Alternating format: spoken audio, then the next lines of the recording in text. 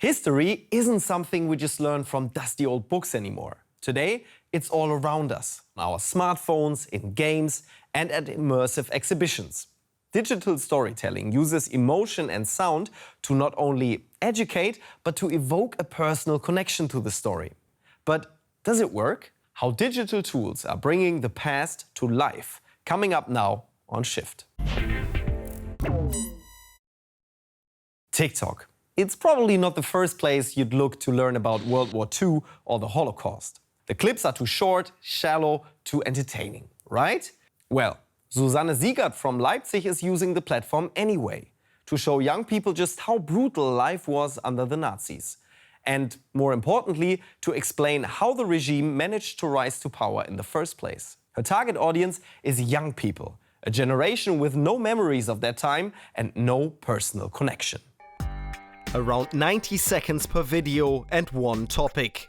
The Holocaust, the systematic murder of 6 million Jews by the Nazi regime in Germany. Susanne Siegert posts weekly videos on TikTok and Instagram, where she has hundreds of thousands of followers. Her videos are short, to the point and emotional, but without pathos and always grounded in facts. You can convey so much in 90 seconds, especially when it's so condensed with different sources: audio, videos, photos, original documents. In her videos, she homes in on one specific detail to bring its broader meaning into focus. She doesn't try to explain Nazism as a kind of singular phenomenon. Instead, she prefers to highlight individual stories. I talk about lesser-known topics, like prisoners' shoes, menstruation, or the guard dogs in the camps. They're very specific topics that don't require much prior knowledge.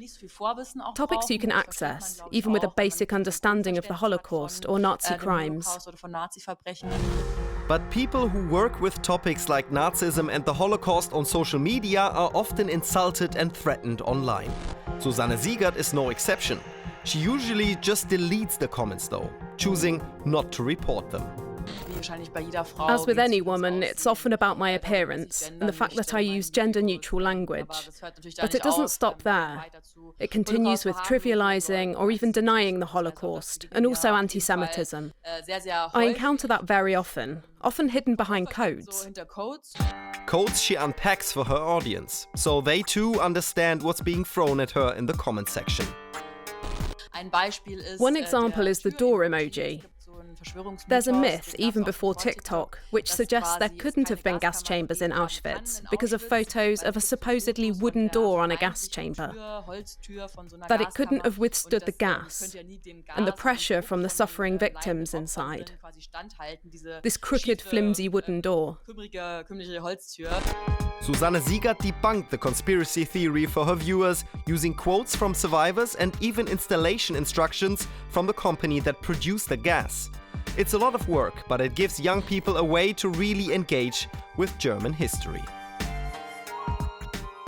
Susanne is bringing the conversation to new spaces and new platforms. She has to fit this work in around her regular job. Private individuals shouldn't have to spend their time and mental health on this, just because others dismiss it as unimportant or think TikTok is silly. We know that the platform has the potential to radicalize young people, so there needs to also be counter-content, and there certainly hasn't been enough of that. Bringing well-researched, reliable information to TikTok is important. At DW, we've made that happen too. Our channel Berlin Fresh, for example, released a series on concentration camps.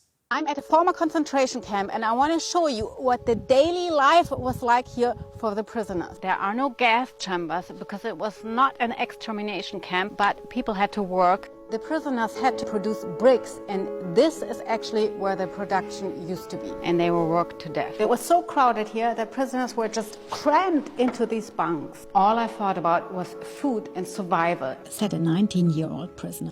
Diving into the darkest chapters of the Nazi regime on TikTok. It's important to talk about topics like this in places where young people actually can learn from them.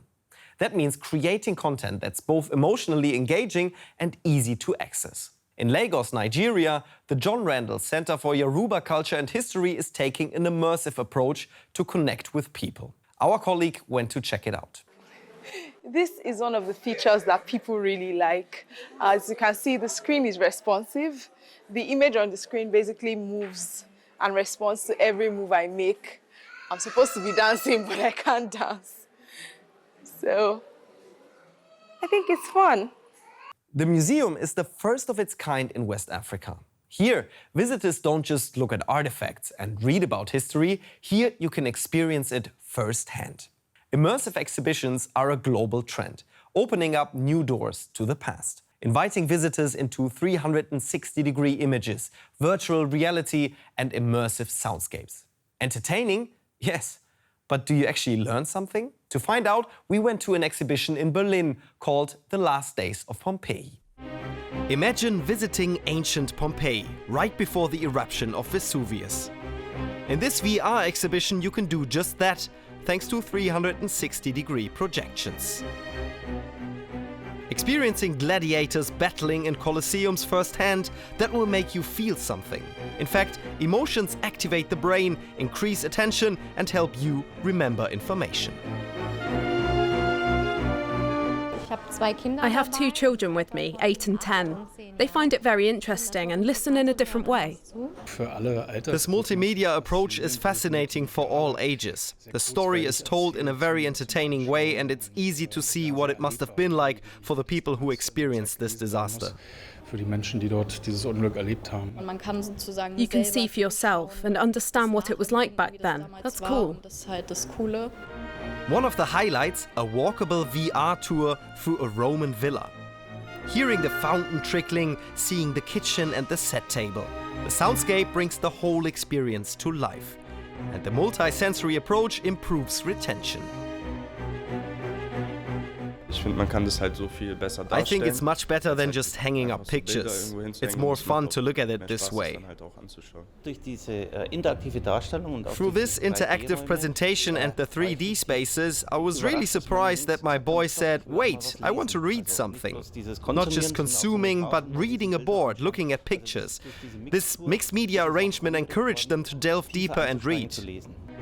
Immersive exhibitions are prompting more people around the world to engage with history. The story of Tutankhamun, for example, the great Egyptian pharaoh. Thanks to a VR headset, visitors can step into the role of the archaeologist who first opened the burial chamber in the pyramid in 1922.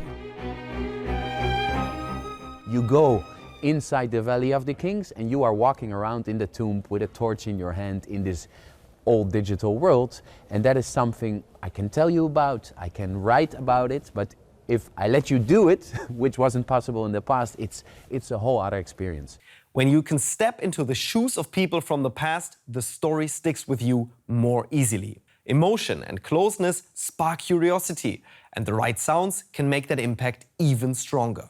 Even if the historical details are only touched on, one thing is clear: feelings help us understand better. That's why so many museums and exhibitions are now focusing on emotions. The hope is that immersive experiences are just the starting point and will inspire people to seek out more information. And museums aren't the only place where you can dive into the past. In video games, people learn about history without even realizing it. But how accurate are they? A major problem with portraying history in games is the fact that they're interactive.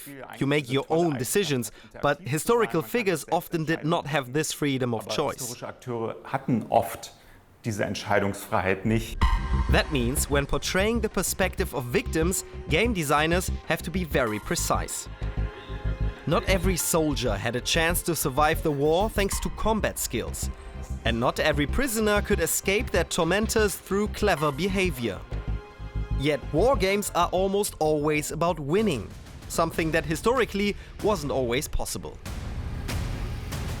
An exciting development in historical games is that they're moving away from these classic historical military scenarios, and perspectives other than those of a soldier are now appearing in games, such as lawyers, civilians, and resistance fighters.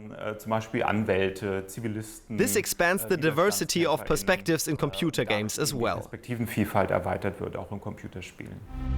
A current example is the game The Darkest Files. Players take on the role of a prosecutor who investigates Nazi crimes in the aftermath of World War II. The award-winning indie studio Paint Bucket Games combines 3D environments with comic book elements and powerful dialogue. Were you ever sent any death threats? Yes, quite a few. Topics such as Nazism, racism, and discrimination are conveyed in a playful and atmospheric way. Gamers learn historical facts and sometimes want to learn more. Discussions continue in often unmoderated forums for these games. There aren't historians in there saying, "No, that's not what really happened." That's dangerous, because these discussions can take place without any guidance. Malicious actors can intervene and debates can be manipulated.